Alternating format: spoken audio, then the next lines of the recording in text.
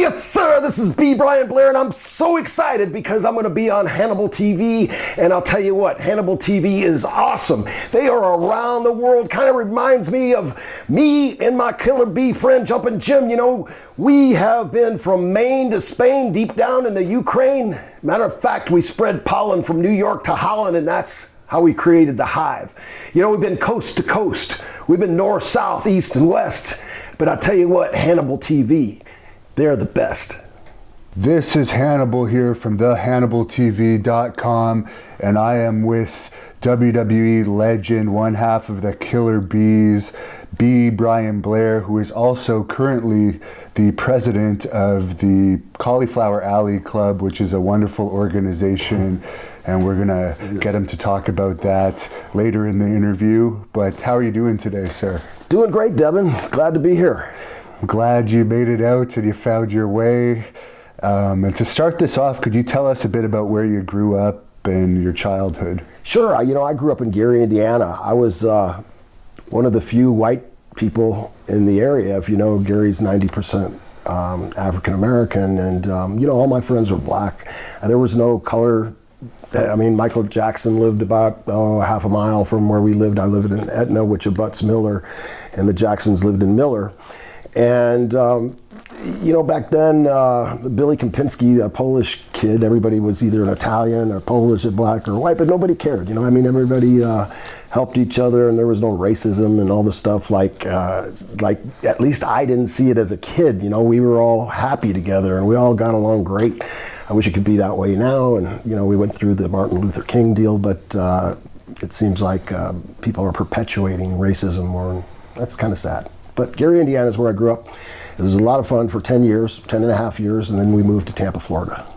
And I understand while you were in high school, you actually hold the record in Tampa for the amount of high school letters that you earned. That's correct. 3 years of high school, I had 3 letters in football, 3 letters in wrestling, I lettered in track, I lettered in baseball, and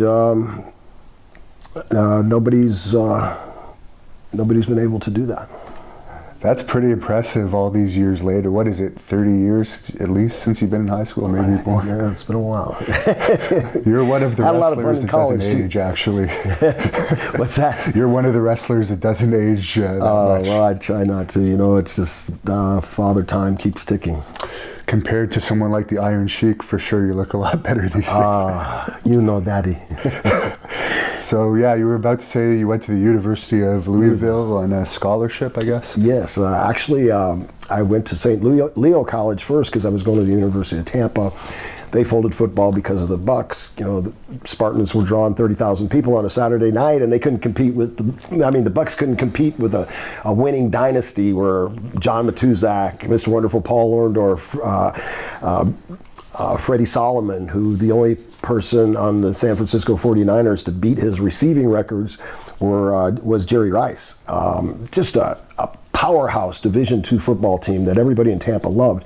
And the Bucks somehow, nobody knows what they did, but the theory is that they gave the college a lot of money to drop football.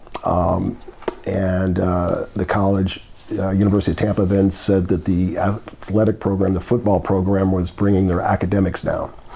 That's what the reason that they used to fold football. So I went to St. Leo College, which isn't far from Tampa. It's in Dade City, St. Leo, about 35 miles north of Tampa. So I went there and played club football. We traveled around, which was a lot of fun. We played the JV teams like for Duke, Moorhead. I remember playing a game against Gallaudet College, which is a deaf and dumb college. And kids were really, really nice. And we had this running back named Tony Leone from New York. And he was a real cocky guy. And he was saying things, you know, because he knew that they couldn't hear him.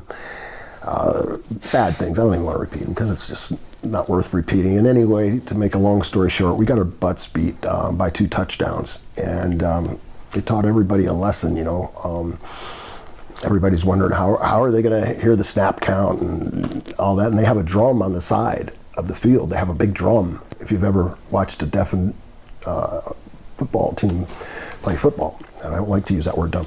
But anyway, you don't want they'll hit the drum like 4 times and they're either going on 1 or 4. And so they have a little jump on you because they can hear those sound waves quickly. So they were quick off the ball and had a lot of heart. But we learned a lesson, always be humble. And at what point did you start training for professional wrestling? I started training for professional wrestling, I think, when I first saw championship wrestling from Florida on WTOG when I was about 12 years old. It just motivated me to start lifting weights and doing push-ups and sit-ups and everything I could. And of course, when I was a kid, I went to Big People's Church for the first time, and the minister was talking about the power of prayer. Now here I am, a kid, I'm 11 years old, and he really convinces me that if you're a good, earnest person and you pray to the Lord, that God's going to answer your prayer. So I thought about that a lot. And I thought, well, do I want a Chevy Corvette or maybe a blue one or a red one? I couldn't think of what I wanted. $1 million, now they'll take it from me because I'm just a kid. So finally I thought, I know what I want to be. I want to be Superman. So I couldn't wait to get home and pray that night, and I prayed to be Superman, obviously, and I kept praying and praying and praying to be Superman. And I tell this story when I mentor kids a lot and when I speak at schools. And, I did pray earnestly, and I didn't become Superman with an S on my chest, big cape, red cape, but I was able to be a professional wrestler, and I had a black and yellow tights for half my career and various colored tights, but I lived on television and ran the ropes like a speeding bullet and leapfrogged a man with a single bound and was able to take a body slam and have a 300-pound man jump on my chest and live to talk to the fans today. So be careful what you pray for. And you were definitely a high school sports Superman for sure to get that record. I understand you had Hulk Hogan's very first match. Yes, I did, in Chiefland, Florida. And, in wrestling, everything's a rib. It's a joke. That's how you got by. It was the jokes that you got by. And so we're practicing at 106 North Albany Street in the Sportatorium, where we grew up with Hiro Matsuda and getting stretched every day. And boy, we went through tough training camps. And I did for 3.5 summers. And the only 3 people that made it out of those summers were Hogan and Orndorff and myself. Everybody else, Danny Spivey left, Scott Hall, a lot of guys left, broke in other places or came back later. Lex Luger came in, and Hiro, he was a little disappointed, but then him and Hiro finally got along good, and he wound up breaking in Florida. But Ray Hernandez, a lot of good, solid wrestlers broke in Tampa. But what question was I going to? The famous, I guess you should say, match with Hogan, his very first match. So Hogan and I are booked in a 15-minute time limit draw. They tell us what the finish is about 3 days ahead of time. So we go into the ring and we're practicing, got our stuff down pretty good. So I ride with the Briscoes, and kayfabe was big time then. And I believe that Hogan rode with Pat Patterson and Ivan Koloff and a couple other the heels. So we get out in the ring and pretty excited, a little nervous, pretty excited. I had been working for about 6 weeks, so I'm still green. And of course it's Terry's first match, and we go out and everything's going great. 10 minutes go by. The people are really into it, actually. And I look and I have Terry in a rear chin lock with my arm grapevined around his arm, and I whisper, I said, look, Terry, everybody's out there watching us. And we look in both the locker rooms, the heels are out watching, the baby faces are out watching. He goes, yeah, we're having a heck of a match. Let's keep it going. So we get up and we do another high spot. And we're waiting for the minutes to count down because it's a 15-minute match. So we heard the 10 minutes go by, and it seems like 3 minutes have gone by. And I said, Terry, we better kick it in. we're not going to be able to get the high spots in. So he does, he had gotten the heat, a little heat, boom, boom, slam me, miss something. I start to come back. We go into false finish, 1, 2, 1, 2, 1, 2, kick out, and we're just, our tongue's hanging out, and all of a sudden we hear 15 minutes gone, 15 minutes to go. So the guys had the announcer change the time limit to a 30-minute time limit match, and so we're stuck out there with our tongues hanging out, and that had to have been the worst match I've ever had. Wow. What was he like in those days? Oh, Terry was great. I love being around Terry. We had so much fun together over the years, and he's really a good guy, despite what you hear about him. When you're his friend, and he's been good, always been good to me, and I've always been good to him, and he was just a fun guy. He was played in a band called Ruckus, and he was a big suntan blonde guy that was just like a real freak. And I used to sneak into the bars when I was 17. You had to be 18. I'd sneak in and watch Terry play, and I mean, guy was great. Did you have much contact with Dusty Rhodes in those days? Oh yes, Dusty and I had lots and lots of fun together. Not just in those days, but all through, up into all the different Watts' territory. Especially, we had a lot of fun in Bill Watts' territory. But Dusty was the dream. He was great. Love Dusty. And I hear there's like an Andre Dusty story that you might have. Oh, I've got several Andre Dusty stories. One of the first stories that nobody's heard is, well, that's just Andre. Let me go to the first Andre Dusty story. I'm going to be kind of crude here and tell you the truth, because this is actually the real deal. This is what happened. Dusty's even got this in his book. He's got the characters mixed up a little bit and the timing mixed up, but this was the real deal. So I get a call from Bill Watts. He says, Brian, Dusty's coming in and Andre's coming in, and they both want to ride with you. And I know you got the big blue Continental. They know that. So I had a big baby blue Continental in 1972 that I had in high school, and it was still running good, except the air conditioning, the heater didn't work. And we're in Jackson, Mississippi, and it's January. So I'm thinking, wow, what am I going to tell these guys? I got two of the greatest superstars in the world getting ready to ride in my car. Two guys that I really are like my heroes, and I'm not going to have any heater. What do I say? And so we meet at 1 o'clock at the hotel in Jackson, and the sun's shining. It's probably about 40 degrees with no wind. I remember Dusty had a long sleeve West Texas State shirt on, and a t-shirt underneath. Andre had a white t-shirt with a Y of A, and his buttons were unbuttoned. And so I forgot what I had on, but I felt totally warm. So I wasn't really thinking about it that much. And Dusty goes to me, goes, "Hey, beep." I said, "Yes, sir, Mr. Yes, sir, Dusty." And your dream, whatever, trying to be as respectful as I could. And he said, "Listen, I need you to go to the liquor store." I said, "Okay." And he said, "Listen, the giant drinks a lot. You need to get him 2 bottles of Crown Royal. Get him the big ones." I said, "Yes, sir." He says, "Get him a case of Budweiser." And he said, "Get me a case of Lone Star. And you drive and you can have a 6-pack. I said, "Okay, thank you, sir." So he hands me a few $100s, and he keeps talking to me. He says, "Don't forget a cooler. Get a cooler." And he said, "Get a little cooler. It might be cold. We may have to pee in the cooler." And he said, "I got a McDonald's cup in my room. I just bring the cup and whatever." And I'm listening to all these things he's throwing at me, but I didn't want to forget. I'm hoping he's not pissing in the cooler with the beer still in it. What liquor to get. So I got all the liquor, loaded it all up, did everything like clockwork. We're leaving at 3 o'clock. It's 220 miles north to Jackson. From Jackson to Greenville, Mississippi, 220 miles north. So we take off. It's cold. It's getting colder. And I'm got my defroster on. My defroster works.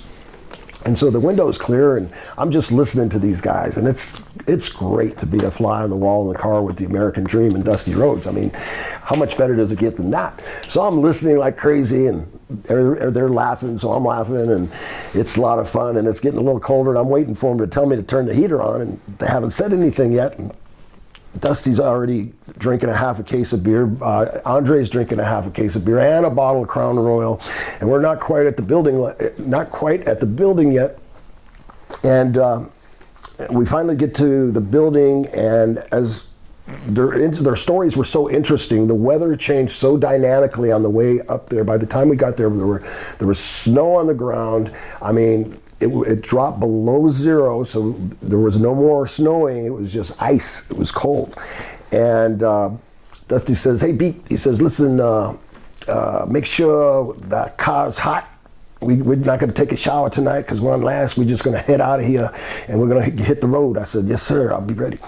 So I was on like second or third, and I jumped in, took a quick shower, ran back to the car, started up the car, and I got the defroster on, just hoping for any kind of heat, and in my body heat, just anything. Please help me, because I know they're going to be freezing. So they come out with their tights and everything on, still dressed, and towels around them, and so they jump in the car and they're laughing, sweating. "Give me a beer, give me a beer." So Dusty's in the back seat. You know, he's riding in the back seat, right in the middle, and I'm driving, and Andre's right here if you're looking from the back. So Dusty's right in the middle, and him and the Giant are talking. And "What do you think about that?" I'm listening. You know, and everybody's, now they're starting to pee. We're about 50 miles down the road. That cooler's starting to fill up with pee. I had about, I don't know, 3-4 beers, so finally I peed in the McDonald's cup, and we just pass around this small cooler.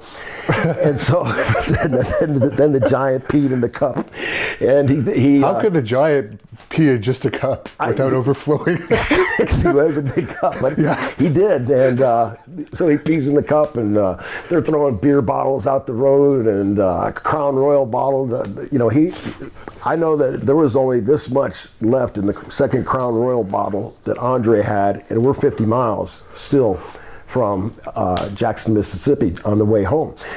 And he's going, "God damn, people, it's cold in here." And I said, "I know, I got the heat on the best I can. I don't know why it's not working so good."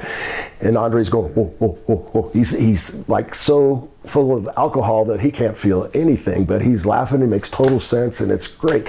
So anyway, we're laughing some more, and Andre's got to pee again, and Dusty grabs the cooler. He's got it on top of his lap, and somebody said something that was really, really funny, and all of a sudden Andre goes like this and laughs forward, and when he goes backwards, my seat in my Lincoln Continental pops, and it falls back on Dusty, and that cooler busted wide open on his lap, and it's got all that hot urine over his whole body, and he cuts the world's worst promo on me, or the best promo. I mean, he was calling me everything but a man. I mean, he was calling me all kinds of names, saying, "God damn, people, you're blackballed. You'll never work again. You just embarrassed the dream in front of the greatest superstar, the two greatest superstars in the wrestling industry. Andre the Giant watched you piss all over me. I can't believe you did that, people."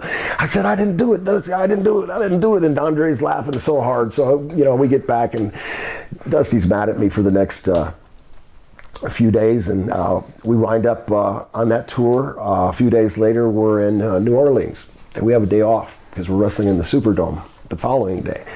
So they want to go to Felix's and eat some oysters and go goof off on Bourbon Street. So we do that, and we ate a lot of oysters and drank a lot of beer at Felix's that day.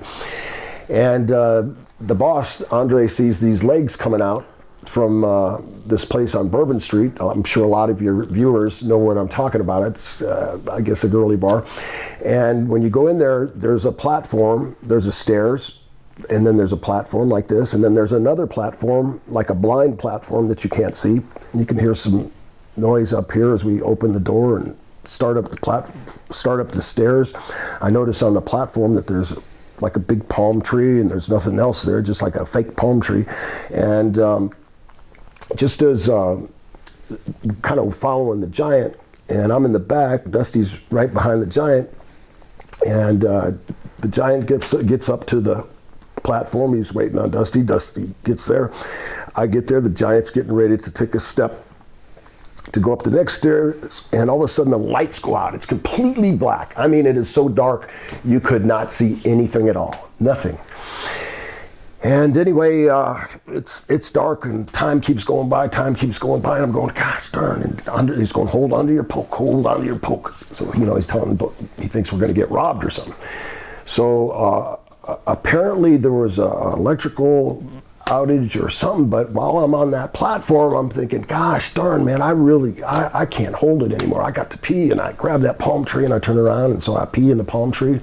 Figure nobody's going to know what the heck. The lights went out. I didn't want to pee in my pants. So maybe as soon as I was done, maybe 1 second after I'm done, the lights pop on, and I hear the Giants going, shit, damn, what happened? The Dream's going, damn, what is it? And Andre and I look down, and he's got his jeans on and his rolled up cowboy shirt and his cowboy hat and everything, and cowboy boots inside of his jean. Well, his whole leg's completely wet, and what I thought was the palm tree was Dusty Rhodes' leg, and so I was peeing the whole time on Dusty's leg, and he's going, God damn, and he pulls his boot on and picks his boot up, and he dumps a whole bunch of pee out of his boot, and everybody's laughing. He's going, God damn, people, I can't believe you just pissed on the American Dream again. That's 2 times. You're definitely blackballed. You'll never work again. I promise you'll never work again. And it was so funny. I mean, to watch Andre laugh is just such a joy to me. And he laughed so hard when we were together on those trips. He just laughed and laughed. I mean, it was hilarious. But Dusty wasn't too happy with that. But he liked it enough to put it in his book. And I guess after Florida, you went to Central States where you were roommates with Jesse Ventura. Do you have any stories about him? Oh, wow, Jesse. Well, we used to travel all the time together, again, breaking kayfabe. And riding with Jesse, you had to be a good listener because Jesse would always do a dip, and he'd rock. And he'd sit and he'd rock. And I'd drive. I'd listen, and we evolved into political speak. And start talking about various political things, and I'd, again, be a good listener, maybe speak 10% of the time.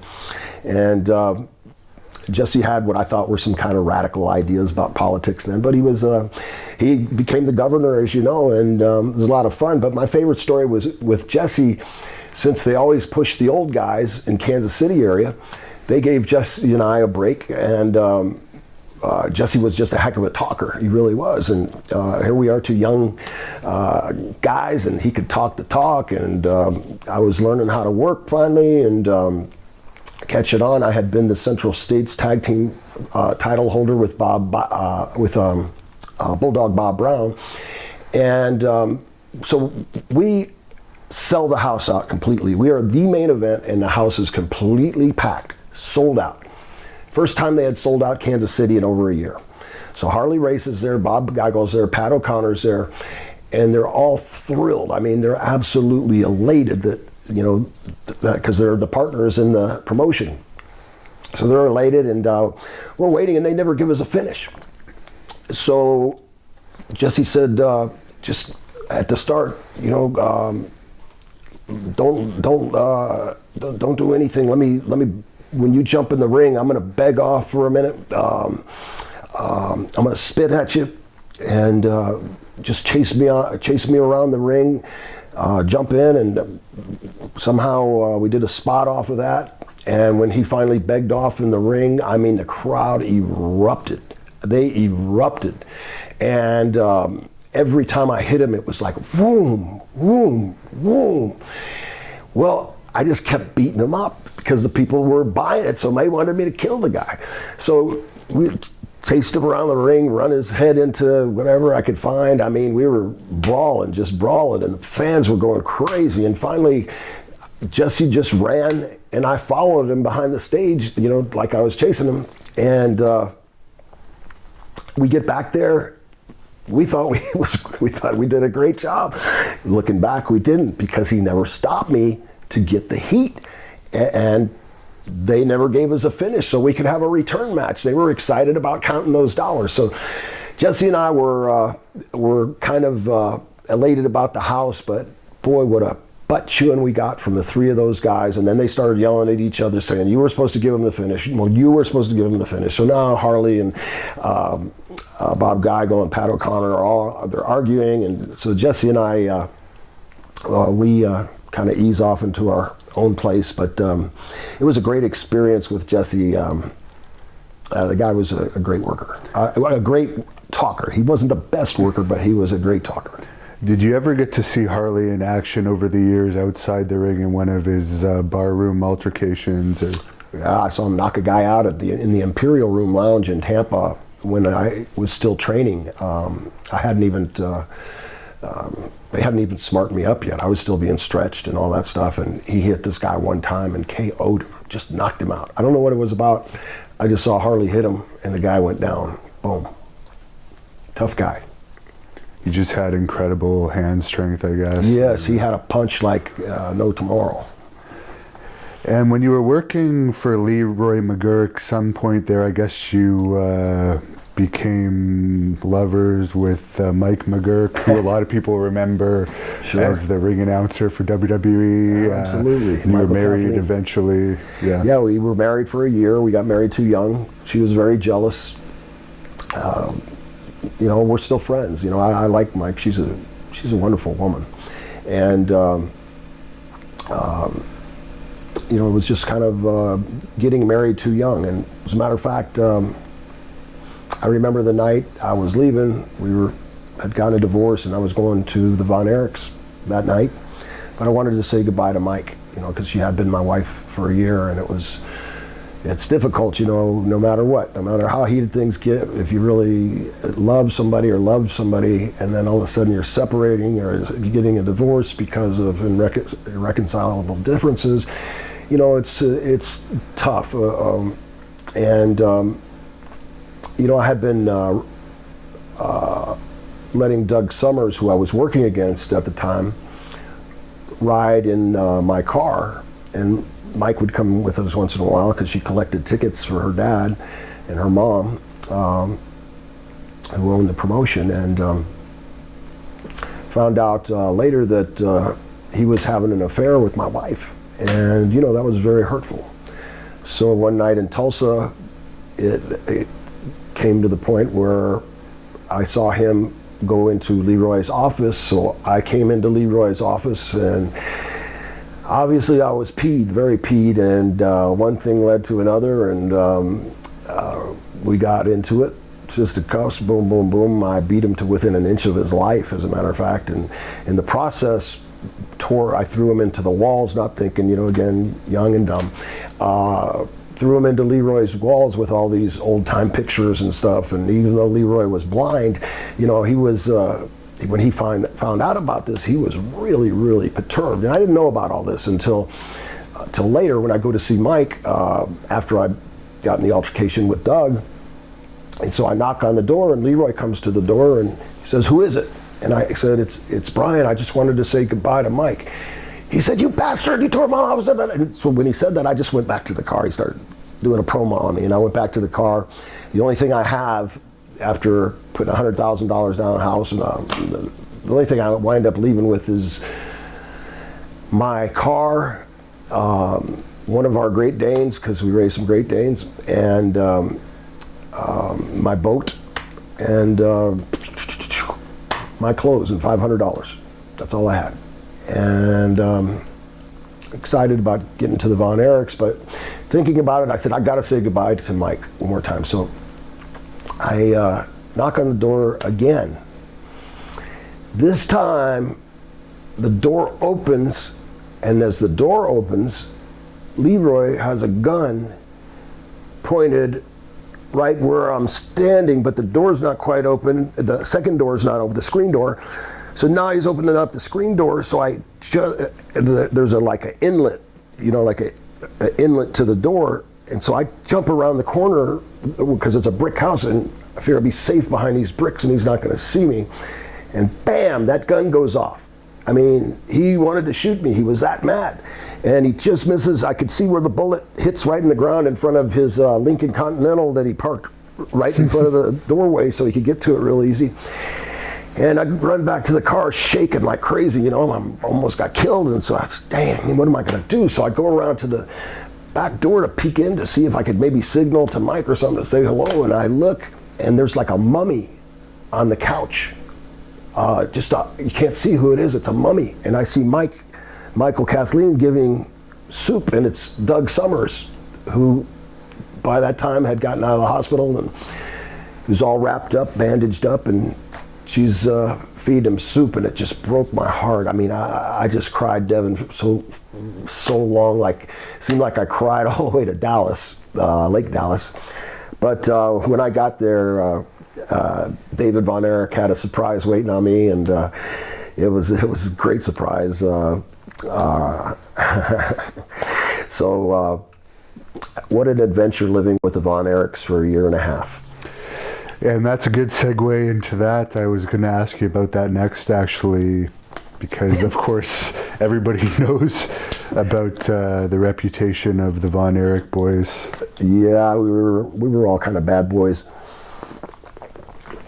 Of course, I got more corrupted there, I guess. It's like my whole life of straightness was kind of succumbing to this party stage in life, and I just had, Fritz and Doris were like family to me.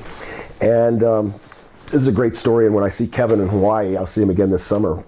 He's got a beautiful place in Kauai. It's absolutely beautiful. 31 acres, 10 acres of wetland right across from the beach, and it has everything on it. It's just absolutely breathtaking. And his wife Pam, his two sons, Marshall and Ross, their wives, everybody's got the gardener, the groundkeeper, there's a whole bunch of houses. And he's made it really good. But back to Lake Dallas with the Von Erichs. After this great night of David finds this pretty good looking girl, and she meets me at the door and just grabs me and kisses me, and so that was a surprise. I'll leave it there. And so that night we finally go to sleep. The next morning I hear, baby, get up. I said, what? I see David in his robe, in his underwear, and he's got a big Magnum, like a dirty hairy gun, and he's running across the door, and he sees a cat. Bam, bam, bam. So, I don't like him. I didn't want him to shoot the cat because I hate cats. Comes back and he says, I hate cats. And that's how my first day at the Von Erichs was. And it was, it was crazy. I mean, Doris, the mom, was a saint, an angel. She really got me to, really helped me with my life, getting over the divorce, getting into God and having faith, and just treated me like a real son. And Fritz treated me like a son as well. He put a $100 bill in my check every week and asked me to watch the boys. I said, great. He says, listen, Brian, I want you got a great reputation, and I'm kind of worried about David and Kevin and Carrie, and I really want you to kind of keep an eye on them for me, if you will. I said, yes, sir, whatever I can, I'll certainly keep an eye on them, 2 eyes. And so we decide together that, we want to take a stab at growing some marijuana. So we clear out this patch. You got to understand, they're on like hundreds and hundreds of acres, and there's Kevin's house, and then Terry's house, and then David's house, and then the big house where Chris and Mike were still at. And so anyway, they're far away, pretty far, you could ride the horse there. And I get the bush hog and till up the soil, and we all get together. 4 of us are working on this marijuana field, and we have no clue really what we're doing. We're reading out of a book. So, because I forget one of the, I can't remember if it was Al Madrill or who it was. They were talking about pounds of pot in the locker room or something, how much the pounds of pot were. And so one of the boys get this get rich quick scheme, and so I'm all in.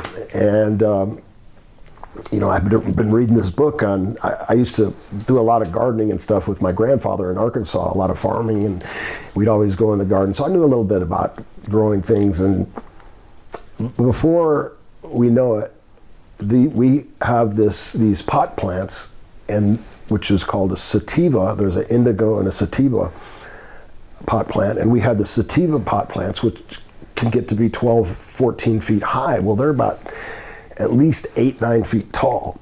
And I remember David, Carrie, and I put our arms, it took all of us to get our arms around one of these plants. And now here's about 100 plants of these things. I mean, a lot.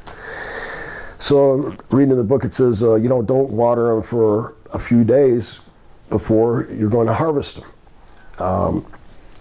I guess it makes the THC go to the buds or something like that. And, Kevin leaves, we had 3 hoses, 100-foot hoses hooked together, and there we had a layer of corn around the outside of the pot plants.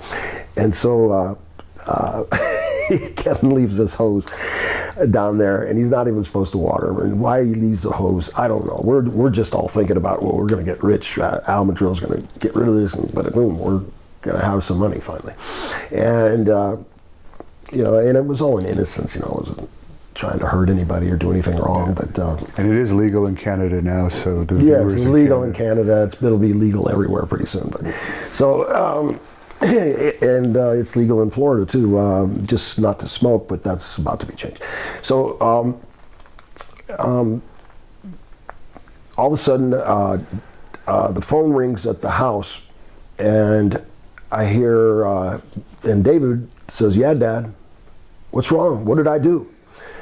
Okay, he hangs up the phone. He says, "Brian, I got to go to my dad's house. There's something wrong." I said, "What's wrong?" He said, "I don't know, but he wants to see me." I said, "Oh, okay." So David comes back, and he's like a pale white almost color. And he said, "Oh, you're not going to believe what I've just been through." I said, "What'd you been through?" He said, "Well, Brock went to the garden. Kevin left the hose. Brock's the guy, the gardener, or the farm guy that takes care of the property. And Brock found the pot field and took a piece to Fritz.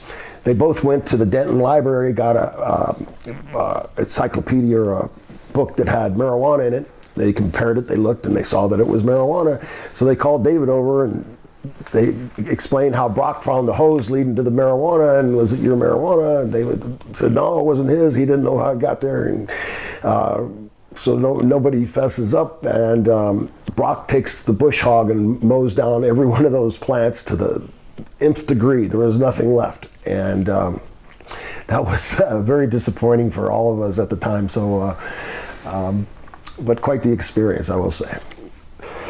It's too bad they just couldn't have paid off the gardener to take care of it and cut him in on. Yeah, the gardener was too loyal to Fritz. We never thought he was going to.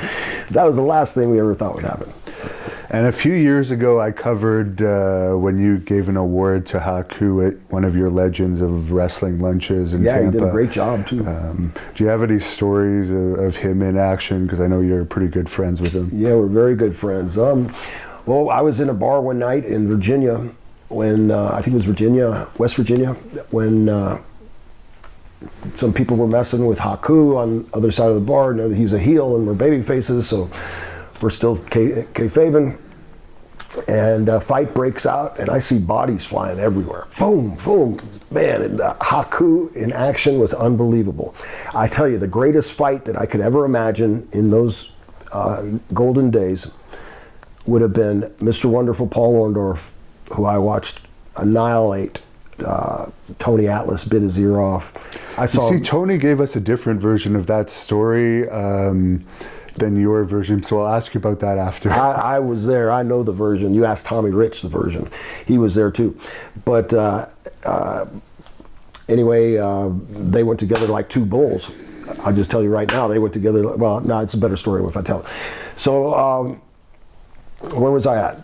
You were talking about Haku. If Haku were to fight, if Haku fought Orndorff, that would have been a tremendous fight because Paul was. I never saw Paul lose a fight, and I saw him beat up a lot of people. He beat up Van Vader. I wasn't there, but he beat up Van Vader.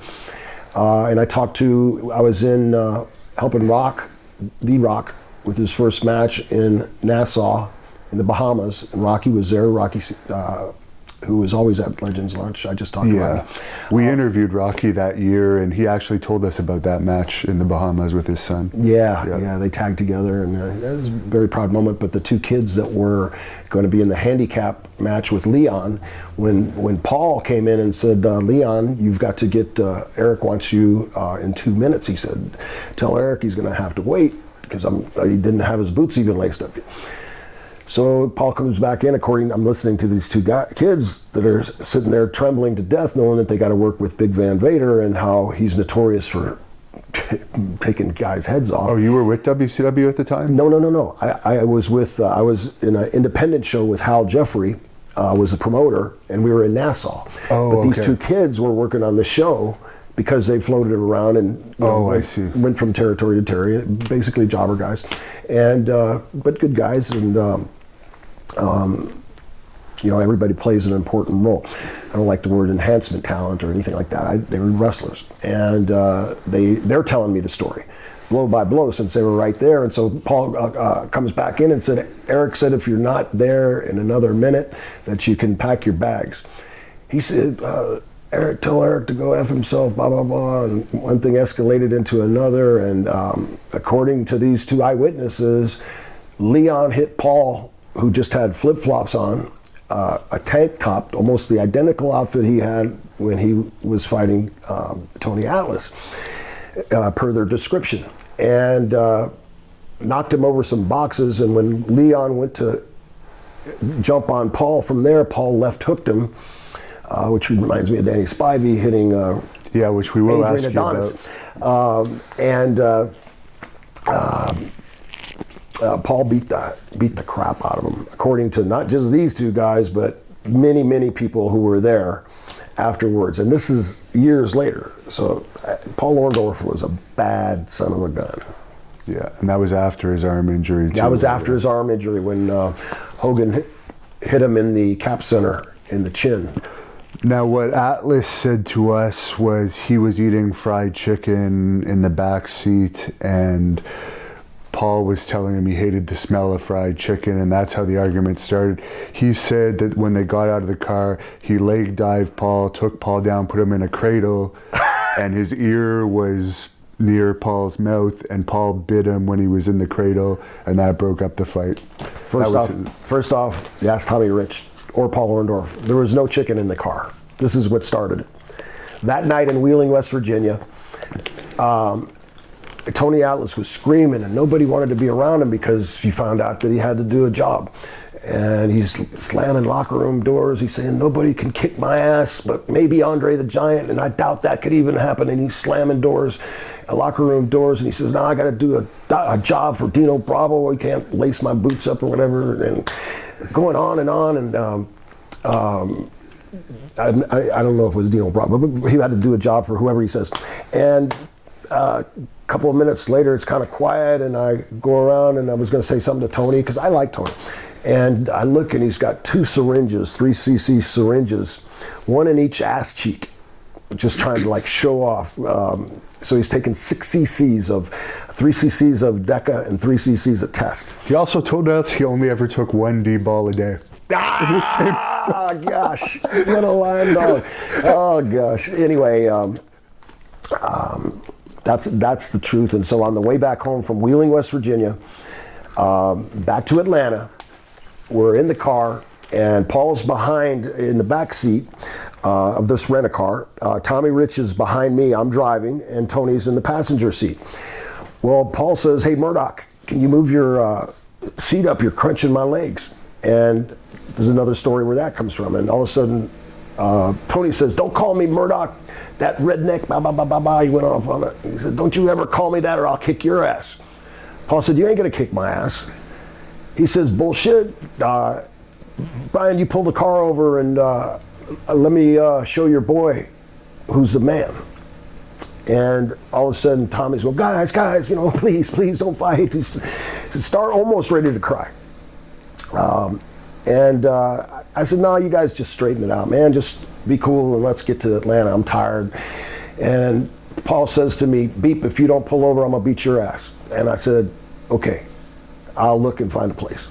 So I didn't want to fight Paul. So, and he wouldn't have fought me anyway. He's too good of a friend, but he was mad. And Atlas was mad. He was just mad the whole night. He was angry. There was no chicken in the car, none at all. Just that comment about Murdoch just hit Tony the wrong way. And because Murdoch was kind of a redneck, prejudiced guy, and everybody knew that. So, you know, Paul wasn't thinking when he said that, and he didn't mean anything bad by it. It was just that when we went into Louisiana, Paul and I, the first time, Killer Carl Cox and Dick Murdoch, whichever one was driving, would pull that bench seat.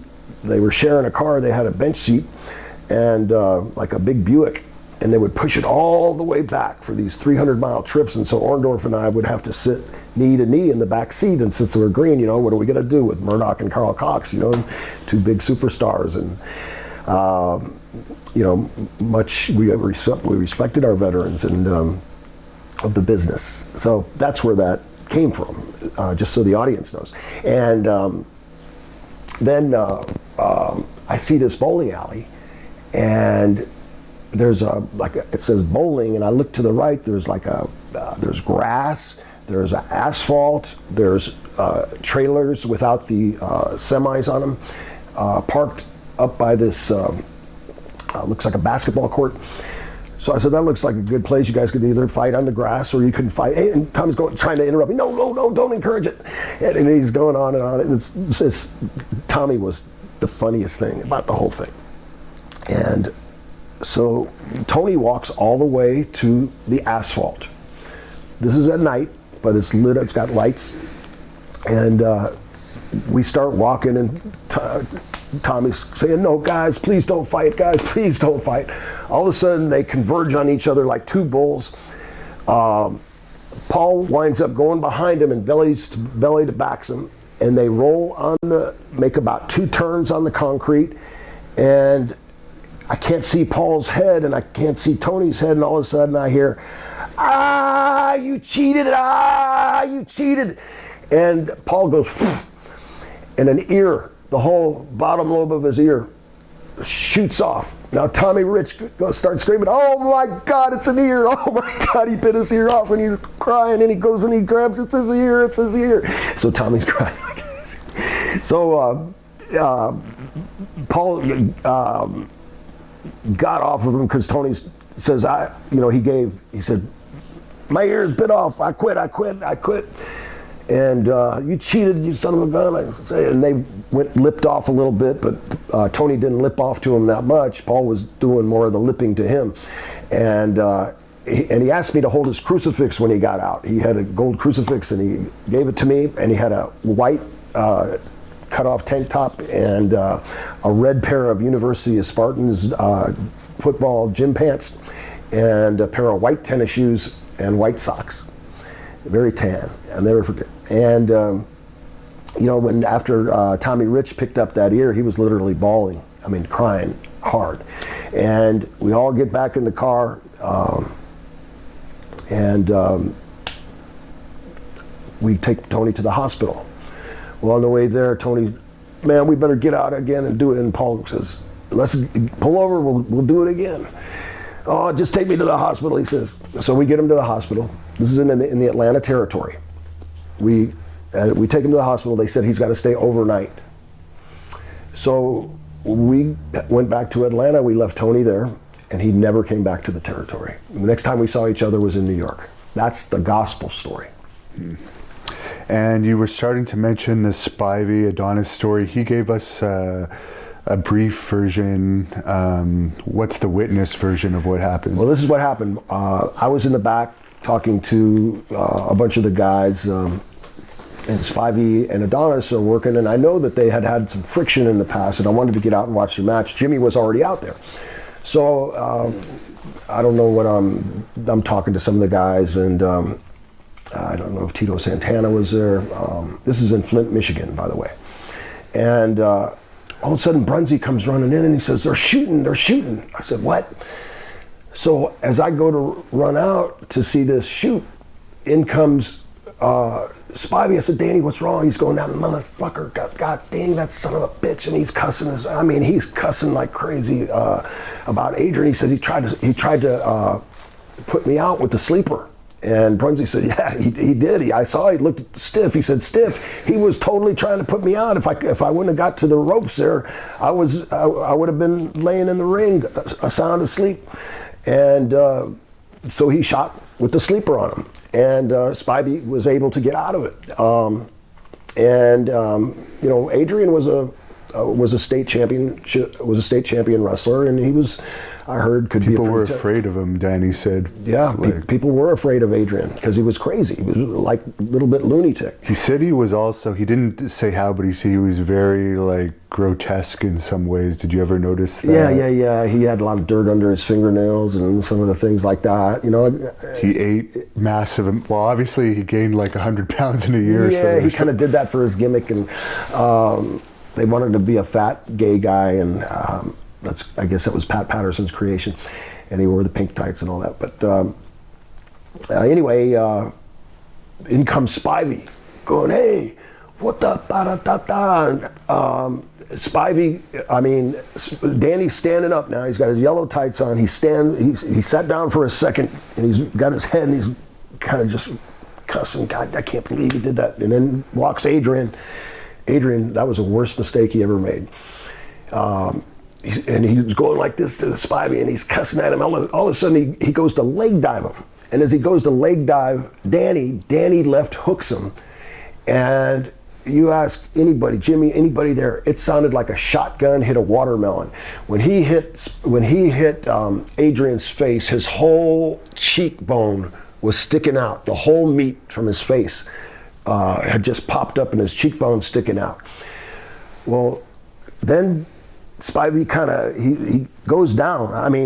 Adrian goes down, and Danny's cussing at him, and Adrian gets back up, and he goes to swing at him, and Spivey nailed him about 3-4 more times, and boom, that was it. Adrian never got a punch in, and he was down, and his face looked like just a broken up piece of watermelon. It was gross, very gross. And you were friends with Hogan. Is it true that they were actually building up Adrian to face Hogan prior to that?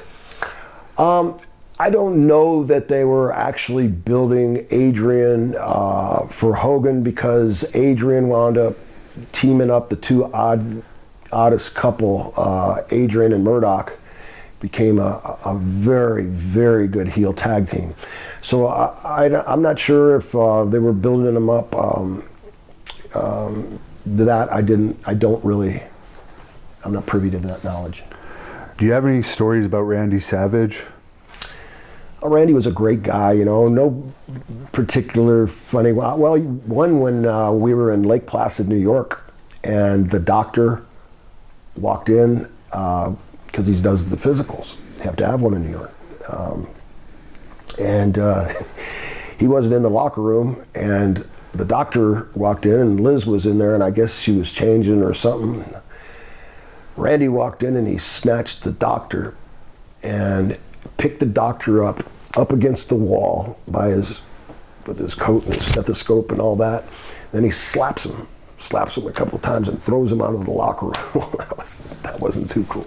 So Randy had a temper when he was around Liz a little bit, and he was very tight at the time. I remember when we were in Newark, New Jersey, and we had got there about 3 a.m, and he refused to check into the hotel, so him and Liz stayed in the lobby to check in the next day at the right time. They just stayed in the lobby, and here we were all making a lot less money than Macho Man was, and we all bought a room. But and then Liz was getting there when they first came up to New York. He didn't have a coat, so Liz wanted to buy him a coat, but his birthday was, it's in the wintertime, I guess, because he was waiting either for Christmas or his birthday for Liz to buy the coat, so he froze for 3 weeks before he let Liz buy him this coat. And so Randy was famous for being tight. He was also a great guy to work with, tremendous guy to work with. Every time we'd have, he'd say, "Okay, don't shoot with me, that deep voice, don't shoot with me. I said, okay, because I like to wrestle a lot, to start my matches. It says wrestling on the marquee, so I like to wrestle a little bit and then get into the things. So just the fact that Randy was a class act, one of the really best hearts in the business. If he liked you, Randy liked you. If he didn't like you, he didn't like you, and he would certainly let you know. He didn't pull any punches. And I understand you have a Coco Beware story. Oh, yeah, a few. Everybody likes Andre, so we were in Bill Watts' territory, and Bill asked me to get a van for Andre, because for some reason Andre liked to hang around with me, and I loved him hanging around. I loved to hang around with him, and we always had a good time together.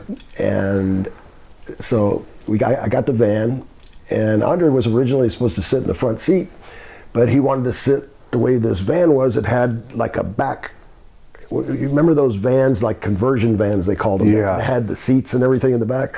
So he sat in the back there with J.J. Dillon, Terry Garvin, and I don't know if there was anybody else. Coco was, I think it was just J.J., Terry, and the Giant in the back. Coco was in the front seat, and I'm driving. And we're heading back to Tulsa.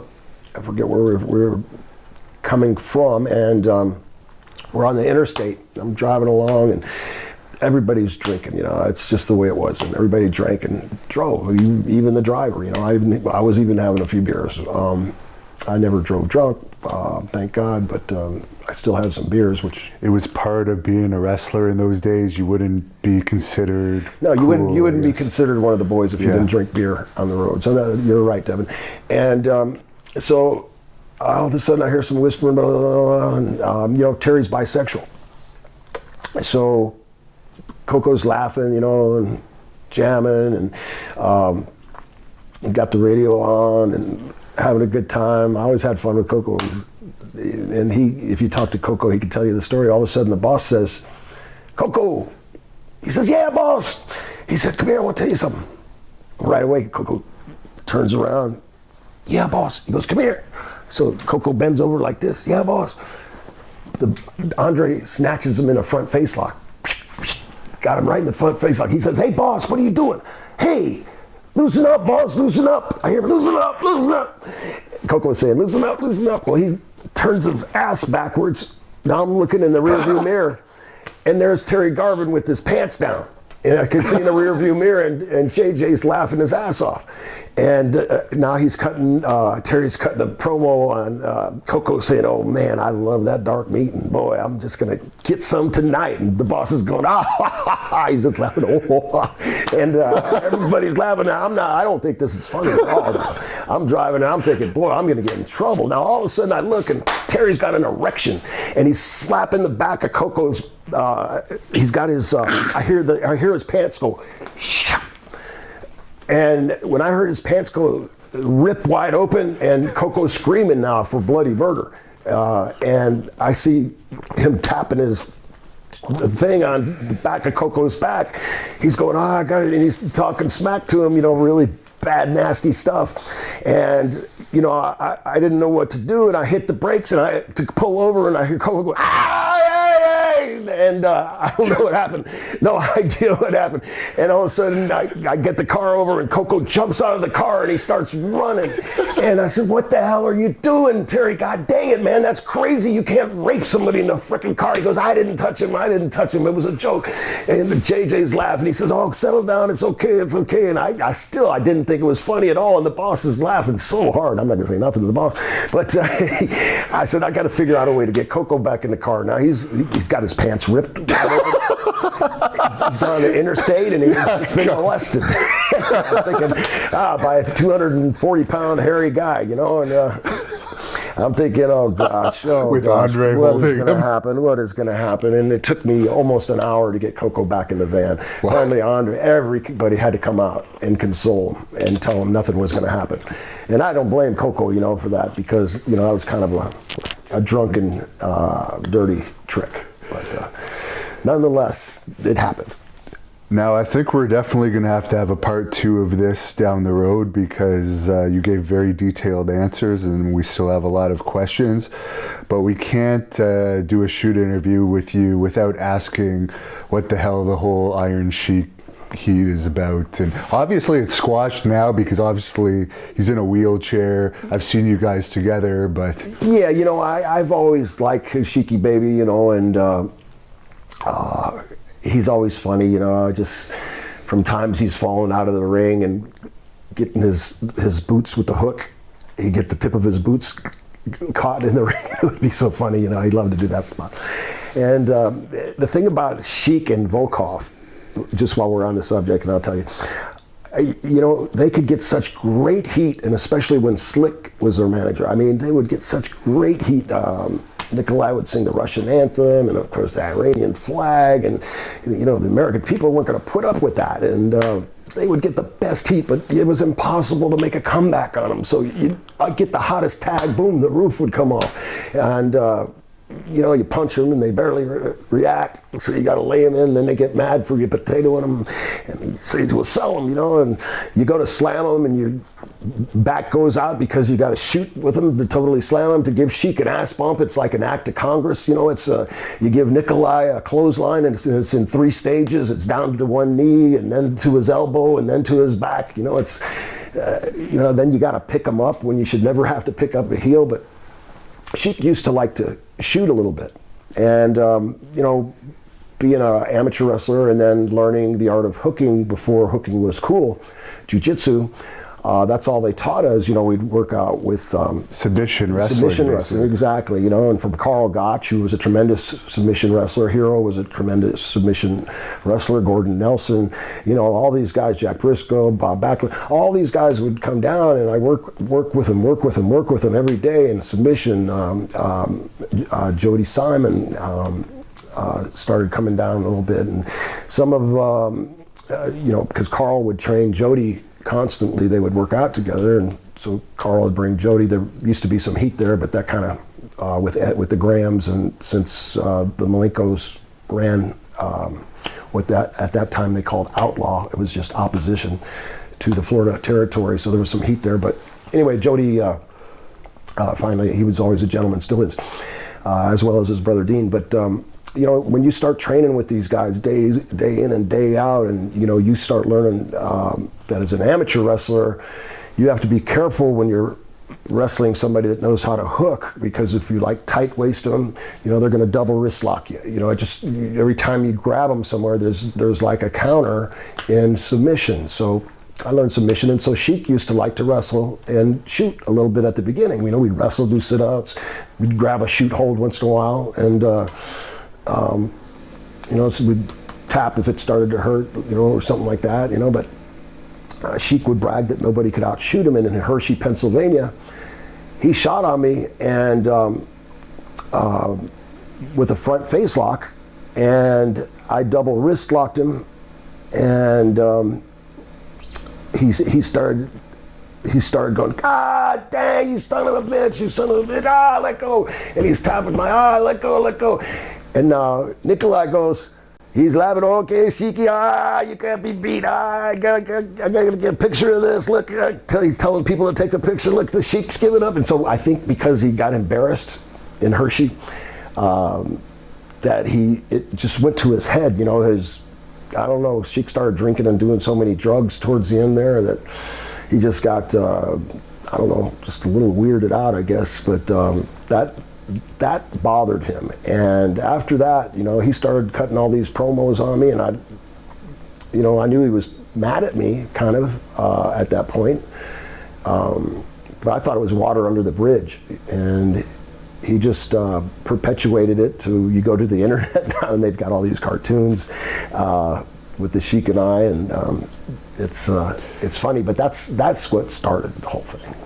And now he's really mellow. The last time I saw him, like, he's not putting out videos like that anymore, and he has pretty much handlers with him wherever he goes watching him, from what I see. And he can shoot on a small child now. Yeah, really, that's too bad, you know, because Sheik was a tremendous athlete. He used to get Paul Orndorff had a bowling alley in Fayetteville, Georgia, and Sheik lives there. I think he still lives there. Well, I don't know where he lives, actually. That's where him and Carol lived.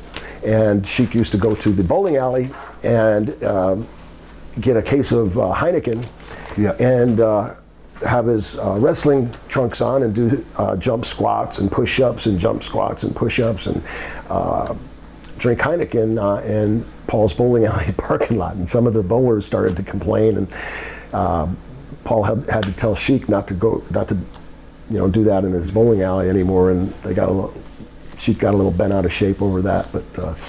And I got to ask you quickly about Outback Jack, because I just remembered that you had something to say about Outback Jack, and he's a very popular topic on my channel. Oh gosh, one of my favorite Outback, well, there's several Outback Jack stories, but one of my favorite ones was at the Holiday Inn in San Francisco. Outback Jack was his own worst enemy because he used to brag all the time. And he told Fuji that he could outdrink him. There's no way that Fuji could outdrink him. So they set up a drinking contest at the bar at the Holiday Inn where we were all staying in San Francisco. So Fuji's there, the Bulldogs are there, Outback Jack obviously, Outback, and let's see, as the bar went around, Outback's kind of here and Fuji's over here, then the Bulldogs are over here, Brunzel and I are over here, some of the other boys are around, and every time they'd get a beer, one of the Bulldogs would get Outback's attention and the other one would drop a Halcyon, which is a cider, into Outback's beer. So he doesn't realize he's drinking these Halcyons, and I'm thinking, I told Dynamite at one time, I said, man, don't kill the guy, please, don't. He said, no, I'm just gonna give him 5 or 6. I said, geez, 5 or 6? So, I mean, that's a lot of Halcyons with beer and stuff. I'm thinking, oh gosh, there's so many of those oh gosh moments on the road that it's unbelievable. And come on, Fuji's going, come on, drink up, come on, you outdrink me. And they're going back and forth, and all of a sudden Outback falls straight backwards off of his bar chair. Boom! And he doesn't knock him out. He's going, oh, what hit me? He goes, you blokes put something in my beer, didn't you? And Dave and Dynamite going, no, we didn't do anything. Come on, mates, I know you did something. I could drink a lot more than that. And this doesn't feel like bees going on. This doesn't feel like beer. You put something in my drink. And they're going back and forth. And so Jimmy and I grab Outback, and the Bulldogs follow us, and we're taking him to his room. And all of a sudden, he just falls down like we can't carry him to his room. So the Bulldogs and the Bees are carrying Outback Jack to his hotel room. And so we get him to the room and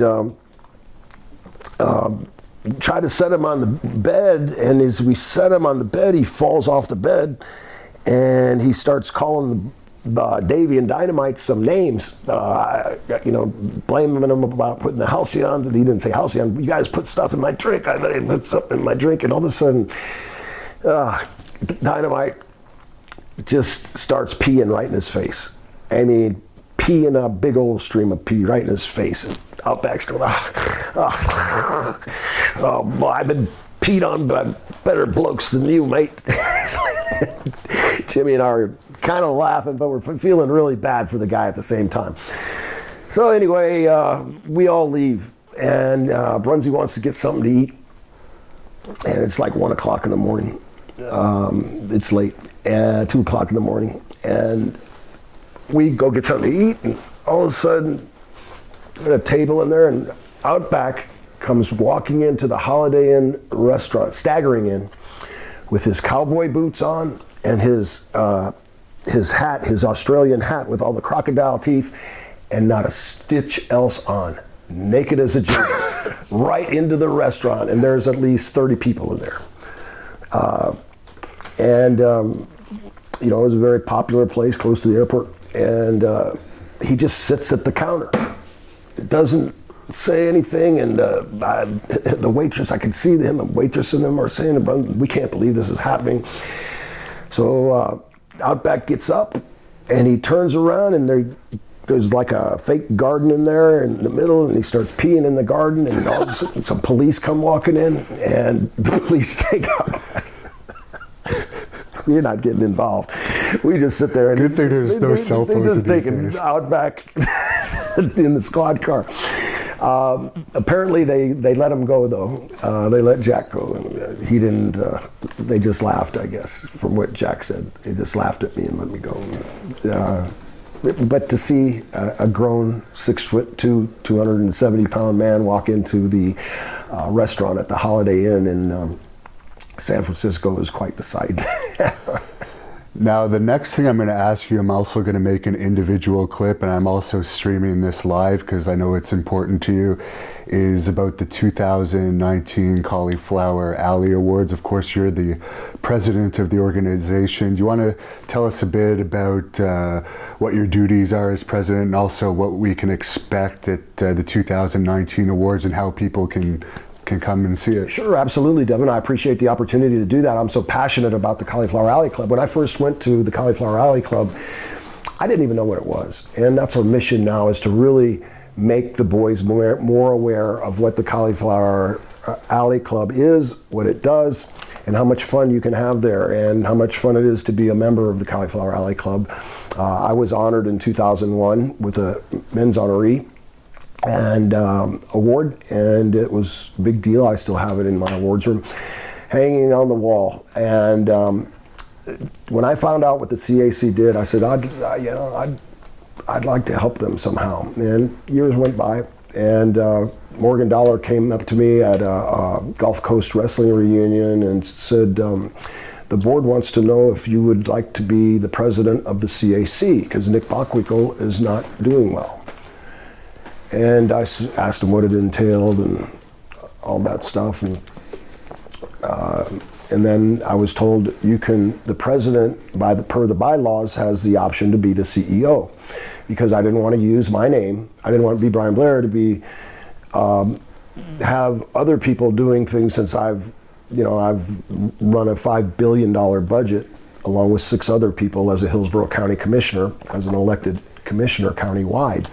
And started one Gold's Gym and built them into 4 Gold's Gyms and sold them for a lot of money.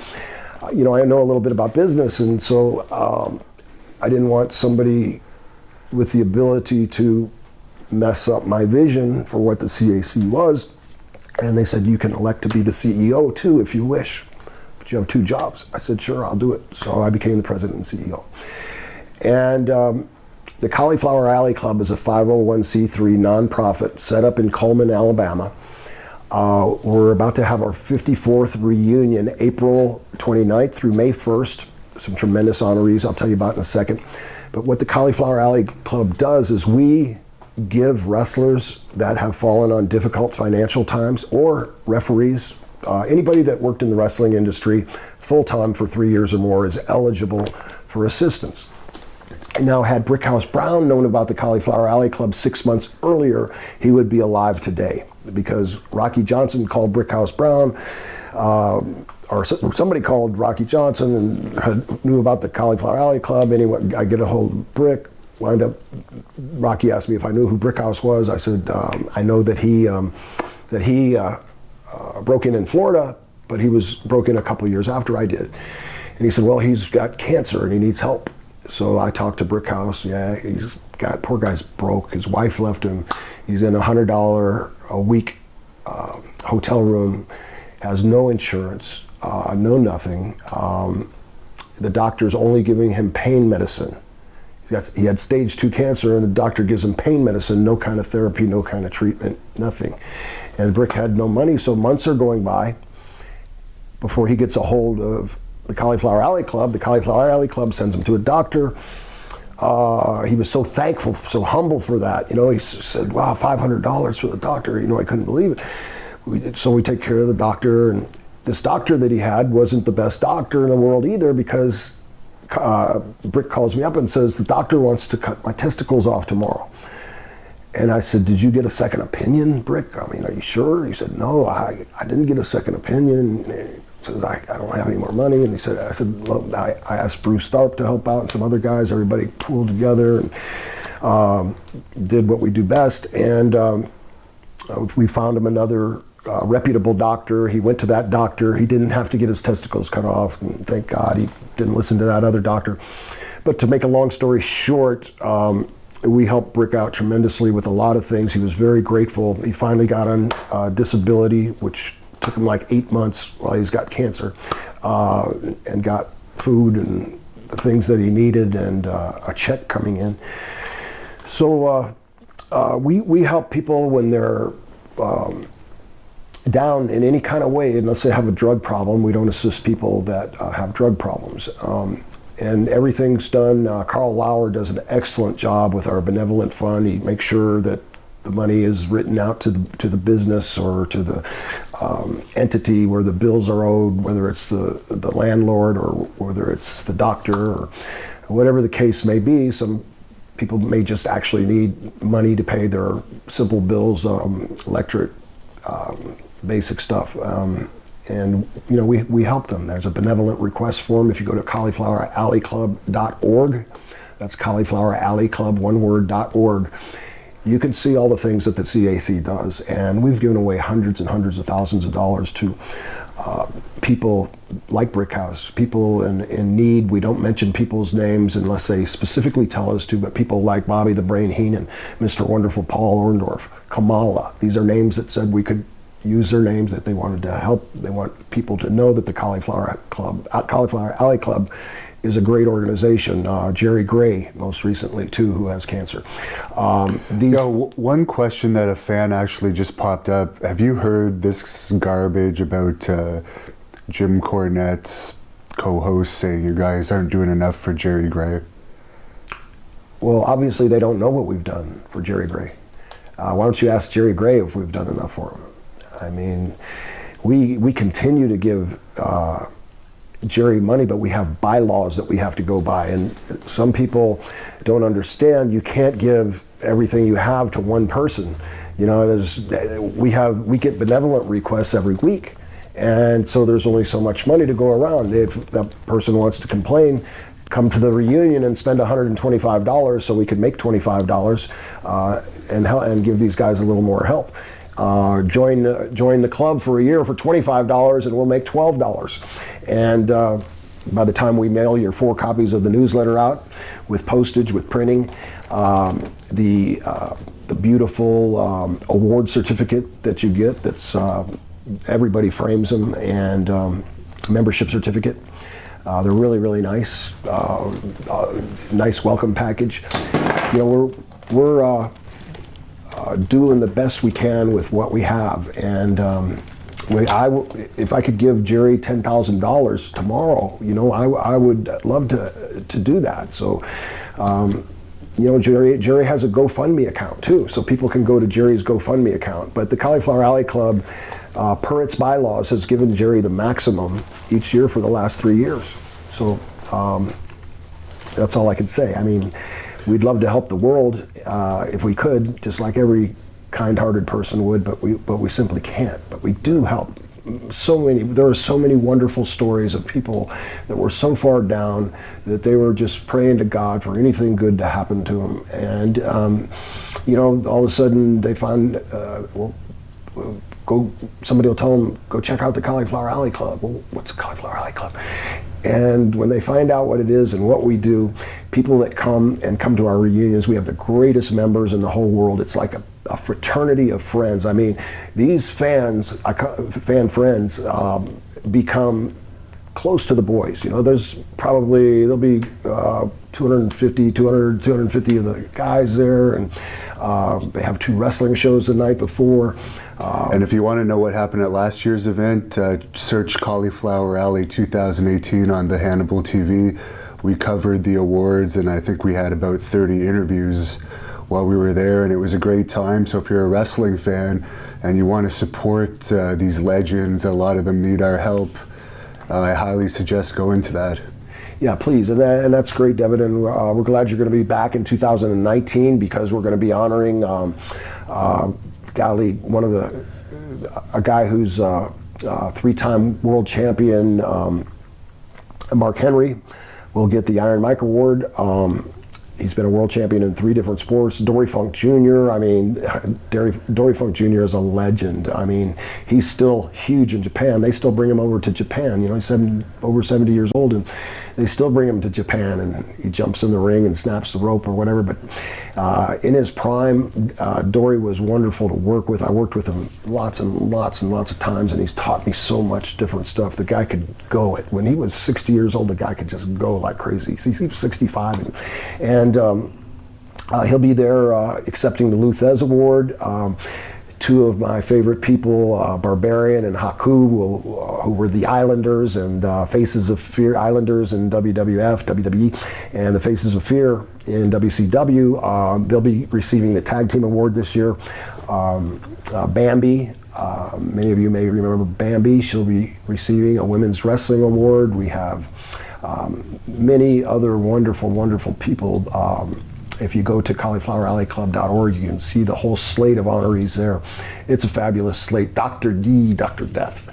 I'll never forget when Dr. D slapped Stossel in the Madison Square Gardens. I was right there. That was a pretty interesting event, I should say. But when you come to the Cauliflower Alley Club, we don't allow mean people or disruptive people. You don't find those kind of people there. We have had to ask a few people not to come back or to leave. But that's in the past. People understand that we're just a group of people that get together to have a great time. We don't want anybody that's going to cause problems, get drunk, be nasty. I mean, you can do what you want as long as you behave. And Vegas has a lot of fun things to do. I think we stay at the Gold Coast Hotel. We have rooms for $43, plus there's a $12.50 surcharge that I negotiated down from $25, like all the other resorts are either $25 or $30. Their resort fee, Gold Coast, we got down to $12.50 for our members, $43 rooms. With your reunion tickets, it's all encompassing. It's $125.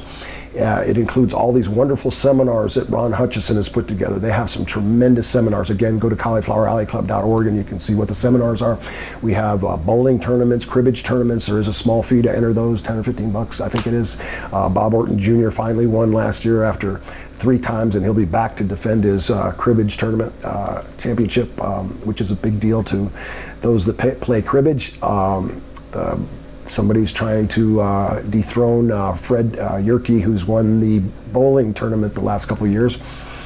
And we have, the members are so innovative.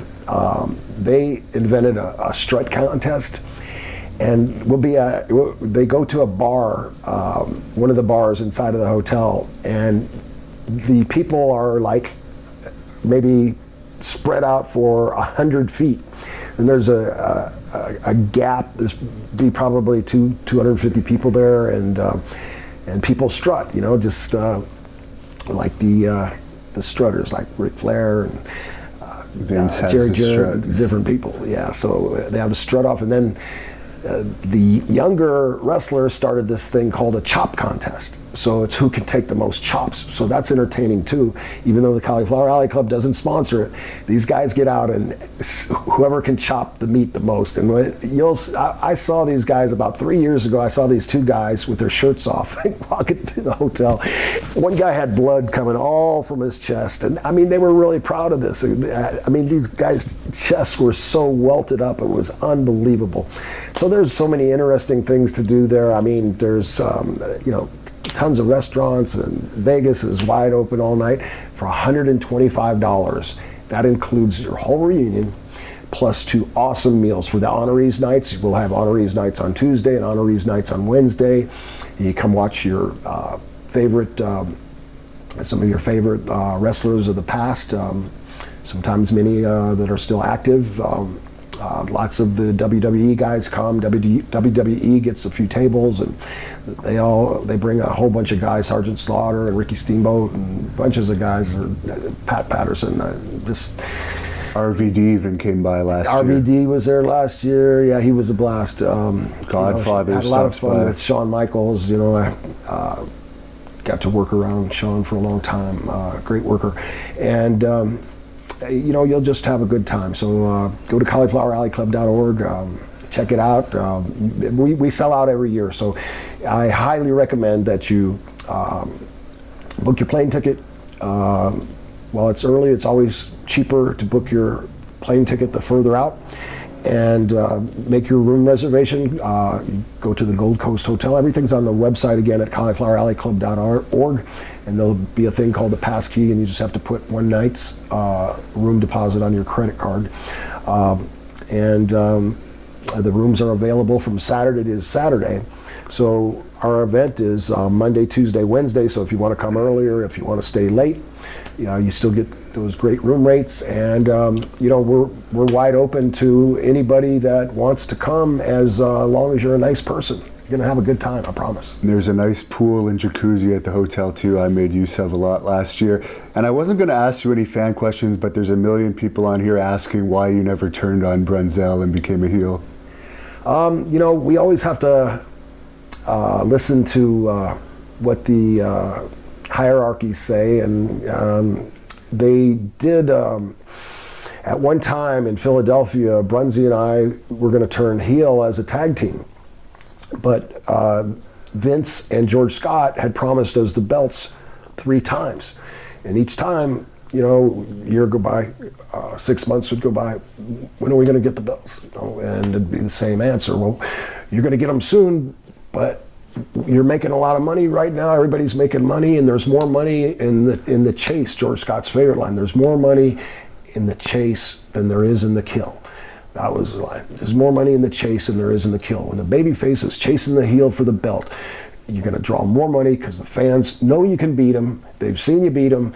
And so, it all makes perfect sense. But at some time, the fans are going to stop supporting you if you don't win the belts. And, Jimmy wanted to still stay. And I'm at WrestleMania 5. And I had given my notice a week earlier in Salisbury. And Vince paid me. I didn't work, but Vince was always great to me and good guy. But we did WrestleMania 2, WrestleMania 3, WrestleMania 4 together, the first Royal Rumble together, won the first Survivor Series together, went on the first overseas tour to Australia, the first overseas tour to Europe, Milan, Italy. Oh my gosh, what a blast. Just so many wonderful things. But even after WWE, we were going from India to just all over the world because the tapes were like on a 2-year, they were like 2 years behind. So we were like fresh meat for the next 2 years, every place we went. And so we were going places, drawing money. I went to Aruba, Bonaire, and Curacao. Oh gosh, so many places. It was a wonderful time. But we finally had to go to the Universal Wrestling Federation. Dr. Death Steve Williams, a bunch of guys, Danny Spivey. There was some good talent there, but Herb Abrams wasn't the greatest promoter in the world, although they had a lot of money. Herb went through that fast, but we were not UFC, what was it? Universal Wrestling Federation, UWF. Herb Abrams promotion. We were their world tag team champions, and I was very blessed in my wrestling career. I really enjoyed my singles career every bit as much as my tag team career. Right here in Florida, being the Florida heavyweight champion 2 different times, that was a big deal in Florida then because you'd always wrestle the world champion. Wrestling. I think I want to say that I beat Rick Rude for the Southern Heavyweight title. Rick was a tremendous wrestler. God, that guy could get heat like no tomorrow, and then he could give you a hell of a comeback. That guy was a total package. Rick Rude was one of the best workers. Golly. And he wanted to do this angle one time, and I'll shoot with you right here. And he said, Brian, you and Eddie are pretty close. And he says, I think you can get this by him. And I said, what's that? He said, I got this angle I've been wanting to do for a long time. I said, well, what is it? He said, well, you know how I do the dance with the painted tights and all that? And I said, yeah, I'm listening to him. Now this is a shoot. And he says, I want to get a giant dildo and I'm going to slide it down my trunks. And, I'll do the dance and everything. And you can imagine the fans' reaction. And I'm thinking to myself, well, where's he going with this? And he's saying, we'll do a spot where maybe you pick me up for an ass bump or something. I hit the referee in the chin. He gets knocked out.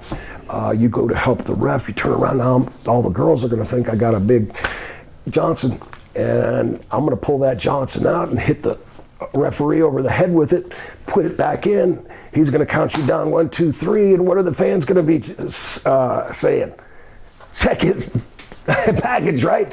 So I'm thinking to myself, wow, you know, Rick, there's a lot of kids out there. I don't think this is going to get over with Eddie. You know, this is pretty strong. He said, come on, I know you can get it by Eddie. And I said, well, let's talk about it some more later. And he'd bother me by that, and he'd constantly ask me if I could talk to, that was like his all-time dream, was to do that gimmick. And it would have been funny in an adult situation, but you can't do that kind of stuff with kids in the crowd. You know, it's just not a family-friendly type of thing. But that shows how creative Rick Rude's mind is. And you want to tell us your personal social media for fans that want to follow you? Sure. You can follow me on Twitter at KillerB1B. I do have a Facebook account, Killer B account, and I'm on LinkedIn. And, you know, Cauliflower Alley has a Twitter too, right? Cauliflower Alley has a Twitter, although I don't run that. David runs that.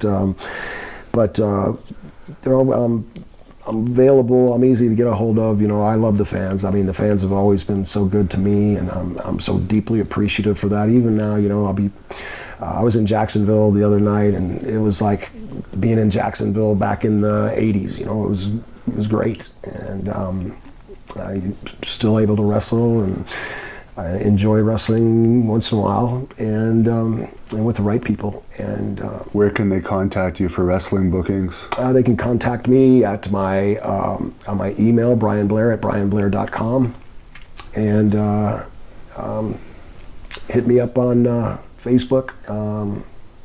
That's probably the easiest. I might not get to my Facebook for a week, because I have so much going on between the Cauliflower Alley Club, and I flip houses. I have 3 houses right now that one's just went on the market, one's about 3 months from the market, and one's about 5 months from the market. So I'm busy with that, and I also work a little bit in government with political campaigns and mentor kids, and do the Cauliflower Alley Club. So I'm very, very busy, but I enjoy helping people. I mean, it just warms my heart, you know, to help somebody. I actually got busted with food stamps here in Tampa, Florida, when my dad was a union carpenter and they went on strike.